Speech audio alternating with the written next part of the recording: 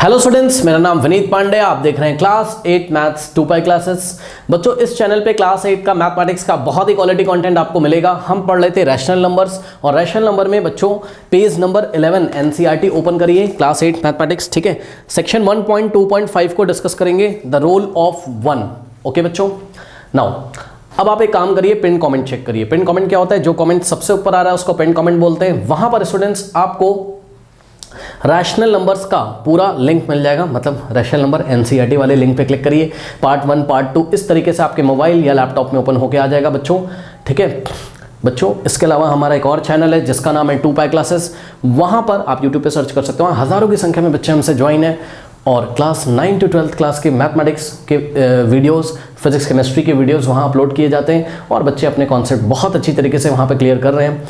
और आप इस चैनल को सब्सक्राइब करिए, यहाँ पे क्लास 8 का मैथमेटिक्स का आपको बहुत क्वालिटी कंटेंट प्रोवाइड किया जाएगा। ये स्पेशली हमने क्लास 8 के मैथमेटिक्स के लिए बच्चों चैनल बनाया हुआ है, ठीक है। नाउ बच्चों, अगर आपको कोई वीडियो नहीं मिल रहा है ना, कोई चैप्टर का लिंक नहीं मिल रहा है, तो आप हमें व्हाट्सएप भी कर सकते हैं, ठीक है। प्लीज़ कॉल मत करिएगा, ओनली व्हाट्सएप 7503644171 इस नंबर पे बच्चों व्हाट्सएप करिए, तो लिंक हम आपको यहाँ से सेंड कर देंगे। नाउ आइए स्टार्ट करते हैं आज की class. So the role of 1, ठीक है बच्चों। कह रहा है कि 1 is the multiplicative identity for whole numbers, integers and rational number. बात समझो बच्चों, 1 is the multiplicative identity for whole numbers, for integers and rational numbers। Okay student, सुनिए इसका क्या मतलब है। कह रहा है मल्टीप्लिकेटिव आइडेंटिटी, मतलब समझो, देखो फटाफट एक बार रिवीजन कराते हैं।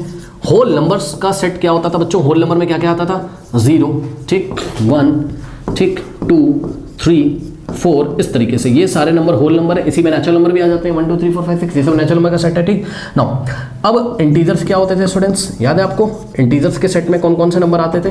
हाँ, 0, ठीक, 1 2 3, इस तरीके से चलता जाएगा। और इंटीजर्स में आपके आते हैं -1, ठीक, -2, -3, ठीक। और रैशनल नंबर्स आपको थोड़ा सा रिवाइज कराते हैं बच्चों। रैशनल नंबर्स क्या होते थे? याद है आपको? ऐसे नंबर्स जिनको हम p/q के फॉर्म में लिखते थे, जहां पर p और q क्या होते हैं? इंटीजर्स। ये p भी बच्चों इंटीजर होना चाहिए, q भी क्या होना चाहिए? इंटीजर होना चाहिए, and q is not equals to 0। Okay student, जैसे कि एग्जांपल के तौर पे -3/11 चेक करो, -3/11, -3 इंटीजर है, 11 भी क्या है? इंटीजर है। और जो डिनोमिनेटर है यानी कि q भाई, p का वैल्यू -3 चेक करो, p का वैल्यू -3, q का value 11, and q is not equals to 0। Okay, यानी कि 11 है डिनोमिनेटर में और ये 0 के इक्वल नहीं है। ओके चलो, बहुत बढ़िया। अब सुनो, कह रहा है कि अगर हम कोई होल नंबर लें, बात समझो, अगर हम कोई होल नंबर ले लो कोई होल नंबर, लेट अस से 3, ठीक बच्चों। अब हमने आपसे पूछा कि 3 में ऐसे कौन से नंबर से मल्टीप्लाई करें कि 3 अपनी आइडेंटिटी नहीं खोना चाहिए, मतलब 3 3 रहना चाहिए। 3 में ऐसे कौन से नंबर का मल्टीप्लाई करें कि 3 की वैल्यू चेंज ना हो, 3 3 रहे, मतलब जैसा था वो वैसा ही रहे। तो आप सीधे बोलोगे सर 1 से मल्टीप्लाई कर दो, क्या दिक्कत है ना। सो 3 × 1, आंसर क्या आएगा? 3 भाई, 3 1 3, ठीक है। यानी कि बच्चों इसीलिए 1 को क्या बोला जाता है? 1 को बोला जाता है multiplicative identity for whole numbers, for integers, for rational numbers, ठीक है बच्चों।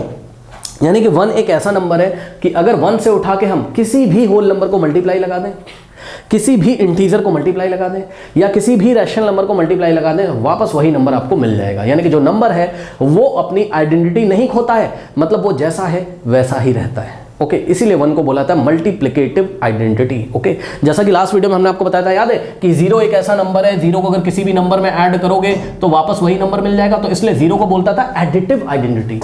यानी कि 0 को किसी नंबर पे ऐड करने पर वापस वही नंबर आ जाता है, नंबर अपनी आइडेंटिटी नहीं खोता है। ठीक उसी तरीके से क्या कोई ऐसा नंबर है जिस नंबर को हम हर एक नंबर से मल्टीप्लाई करें तो आंसर वही नंबर आ जाता है और वो नंबर अपनी आइडेंटिटी नहीं खोता है? यस, यानी कि वो नंबर कौन है? 1 है। इसलिए 1 को क्या बोला? मल्टीप्लिकेटिव, मतलब मल्टीप्लिकेशन करने पर आइडेंटिटी, मल्टीप्लिकेटिव आइडेंटिटी मतलब कि अगर हम इसको किसी नंबर से मल्टीप्लाई कर रहे हैं तो वो नंबर अपनी आइडेंटिटी नहीं खोना चाहिए। ओके, और एग्जांपल लेते हैं आइए। जैसे कि मान लीजिए हमने इंटीजर्स में से कुछ, हालांकि 3 एक इंटीजर भी है, होल नंबर भी है, आपको दिख रहा है, देखो 3 एक इंटीजर भी है, होल नंबर भी है, ठीक। चलिए एक नेगेटिव इंटीजर लेते हैं तो आपको पता चलेगा। मान लीजिए हमने लिया -3।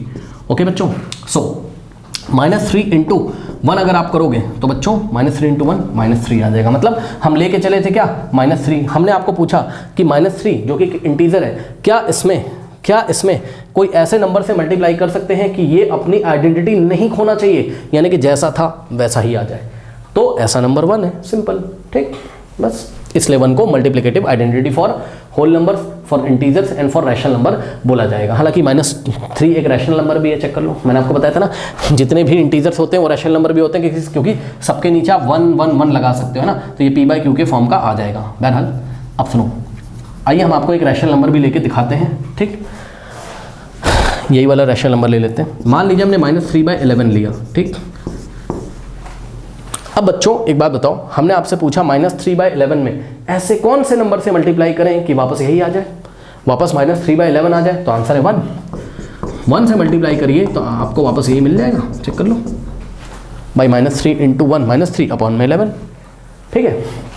सो इसलिए बोला जाता है कि multiplicative identity for 1 is multiplicative identity for whole numbers, integers and rational number. Okay, बहुत बढ़िया बात है। अब सुनो बच्चों, हम आपको बताते हैं क्या, ध्यान से सुनिए। अगर आपको ऐसा कहीं दिख रहा हो या आपको ऐसा कहीं दिख रहा हो तो बात क्या है, सेम। कैसा, आइए हम आपको बताते हैं। बच्चों सुनो, हमने पढ़ा है क्या, हमने पढ़ा है कि मल्टीप्लिकेशन इज कॉम्यूटेटिव, याद है, multiplication is commutative on rational number, whole number and integers. इसका क्या मतलब है?